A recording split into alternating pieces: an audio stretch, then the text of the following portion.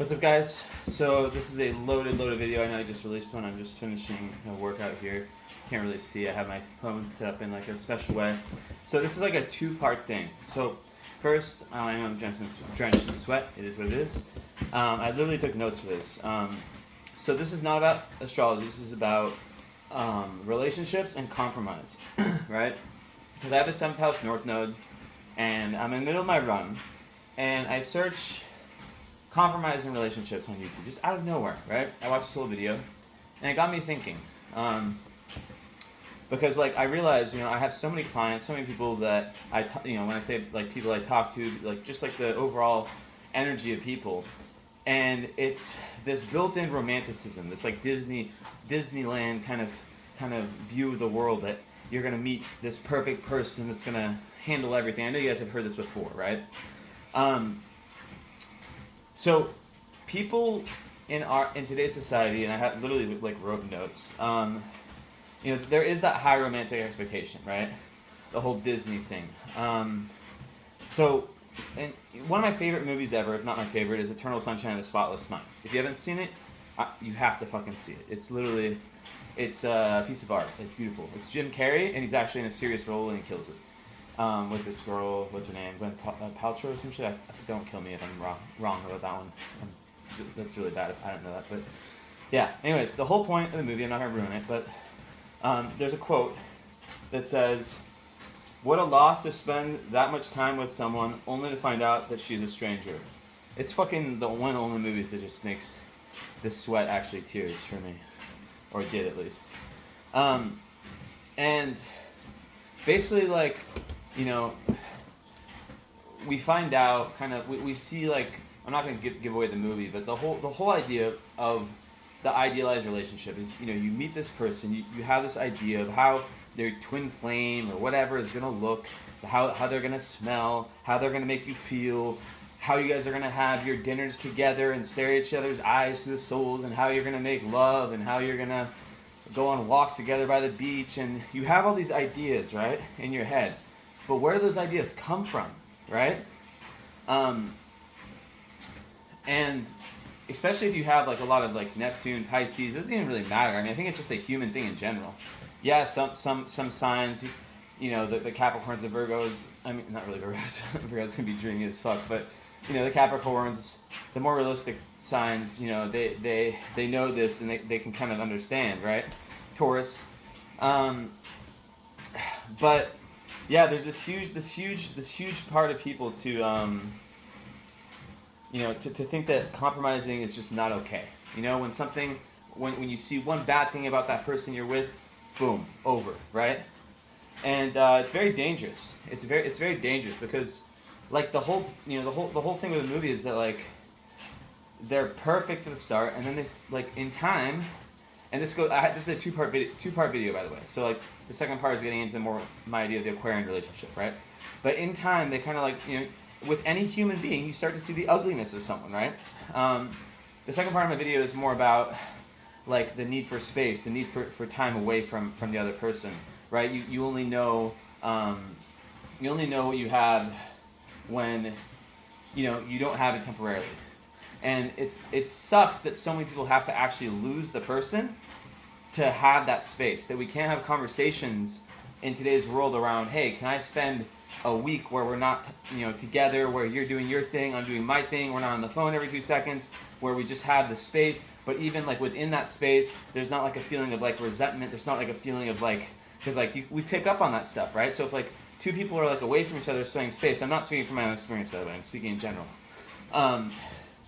Like, my girlfriend is away for a few days, so that did spur the idea, but like that's not, like, I'm referring to, like, I'm always speaking to the collective.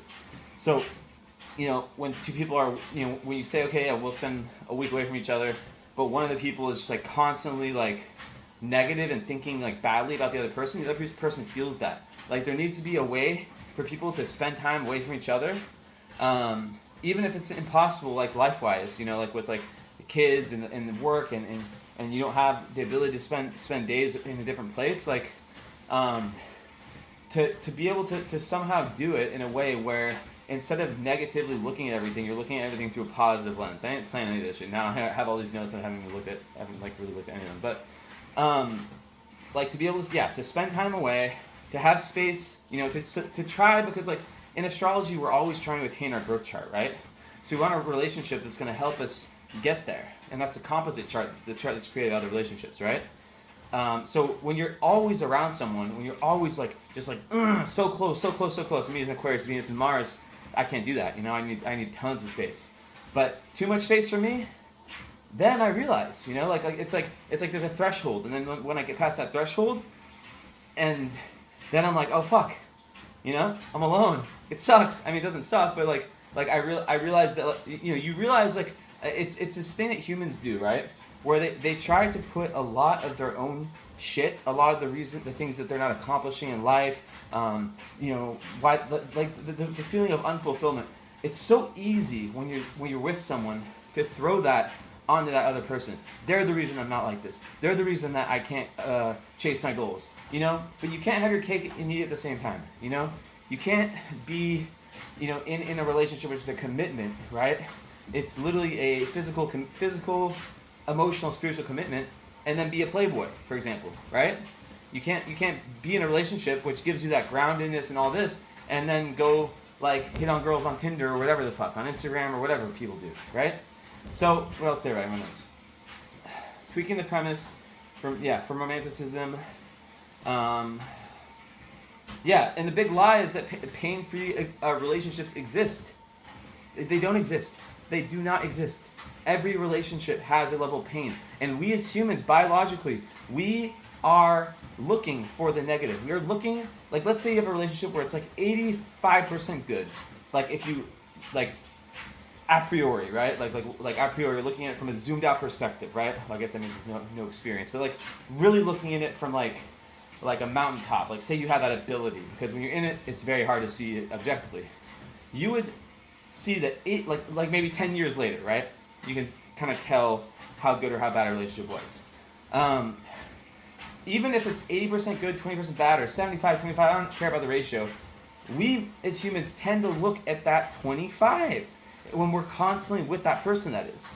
So the question becomes, how can we know, with knowing this about us, and not everyone is like this. I really think that there's people, I see like the Libra, 7th house people, different placements, I'm not going to get into them now, who, 7th house Venus, who can really have this beautiful ability to really see the best in their partner, It's awesome. So it's easier for them, right? But still, for people like me, with my North Node in the 7th house, Pisces, right? There's always a Sag moon. Like, I'm fucked. I can't. It's my nature. Aquarius, Mars, and Venus. Like it's a constant battle, right? Of trying to figure out what is the right direction for my life? What is the big picture? How does everything play in? And and I think that even no matter how smart you are, right? Like they always say, like if mental health was something that that was like that only smart people could just be figured out. Like the people with the highest IQs would be the happiest, right? It's not like that. Basically, like an inability to compromise doesn't have to be looked at so badly. It can be based on a rigid delusion, societal delusion, and then I talked about just this ease to be with your partner, and years pass and you start to see the ugliness and like the bad parts of them, and then your mind focuses on the bad instead of the good. And then you're walking somewhere, you see a beautiful stranger, and then you're all of a sudden oh man, I wonder what she'd be like, as a guy. And we're lying to ourselves if we don't have those thoughts, right? I mean, we're not making action on them, but we just wonder, I wonder what she's like. But the thing is that you have to catch yourself, because every single, and not many guys will go out and be this brave and say this, right? Because I admit, how can you fucking lie that there's beautiful girls that exist in the world? I live in fucking Romania personally, so it's the most beautiful girls in the world. But still, so imagine you're with your person, you've seen all their flaws, all their imperfections, and you see this person just looks amazing, really, really good looking. You're like, oh, that's all you see. You don't see the shit they have. You don't know if they're just fucking batshit crazy, if they're just horrible moral beings, if they're like completely against everything you stand for, if they are disloyal cheaters, if they hate animals, if they like have no sense of humor, if their brains are fucking like a fucking nut. Like, you don't even know, right? You don't even know like how they smile. Maybe they have no teeth. I'm just kind of fucking with you guys now, but like, it's true. Like, maybe their voice is fucked. I don't know. I'm not trying to be judgmental here. I love all women. But yeah, that was kind of like a metaphor to show, like, you know, like, we always try to like look for like, so many of us always try to look for perfection, when really, like, you know, that is an idealistic philosophy put into us to kind of make us unhappy. I'm not saying it's like a conspiracy. I'm just saying it's kind of part of human nature. So yeah, like the part 2, I already kind of talked about it, like the necessity for space and time apart to be able to put things in perspective. Like that is the answer right there. I sleep in a separate bed as my girlfriend. I will always say it publicly. I will always be that way. I have always been that way with every girlfriend, every place I've ever been. I sleep alone. That's it. End of story. Terminato. I need that space. I need my space. I need my own chill room. I need everything my own, and then I need to be able to come together with that person, you know? But compromise is something that, as a 7th house North Node, that's not what I'm good at. That's what I'm here. One of the things I'm here to work on, right? So it doesn't come easy to me. What comes easy is independence. So yeah, it's only when you are alone for an extended period of time, not too long, to realize the unconscious value that person brings. Yeah, it's true. That's what I said. Maybe these things you can't see when you're always around them constantly. Your human mind slips to think something better may exist. This is the Disney romanticism myth creeping in. What did I just say, guys? So this is so important to know about. Everyone, you know, I'm not like this. I'm not the first person, obviously, to say this, right? But this is my own way of saying it. That, you know, a lot of us have these, like, clients of mine, people who are in this, we have this in our heads. And I wrote my book about twin flames and the danger of that belief system, right? Like, imagine you have the person that is like literally like fucking good for you, but like it's not, you know, it stops losing its magical feeling. Like, relationships are not fucking like this thing like that. They're up, they're down. You can fall out of love with someone and then fall back in love with them. Shit's weird. We don't get love. We don't understand love. And there's 4 different kinds of love in the Greek language, right? I think 4 from what I read, right? I talked about in my recent post.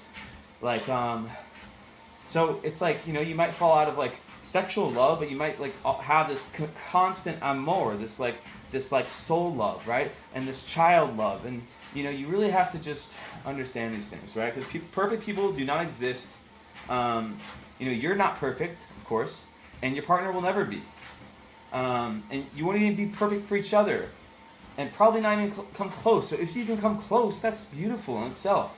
So the rest, the middle ground, that's compromise, and that's where you guys both meet and you figure that shit out. You know, so it all comes down to that, right?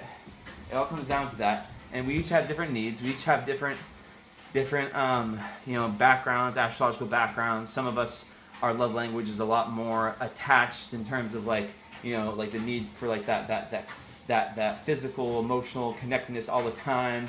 Some of us like me, we are kind of like, it's really difficult for us in this because we are relationship oriented with 7th house planets, but they're in very detached signs, Aquarius, and the North Node's there.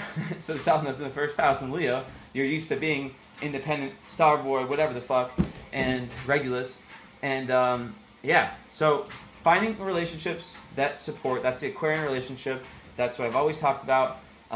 That's the next generation of relationships, is where couples sleep in different rooms, where couples are almost more like roommates, but not really. Like roommates, but there's still, like, there's less expectation, there's less pressure to be someone, but you still understand that you do need a compromise. You do have to communicate your needs in a perfect way, in an honest way, and then have honest conversations based off of those.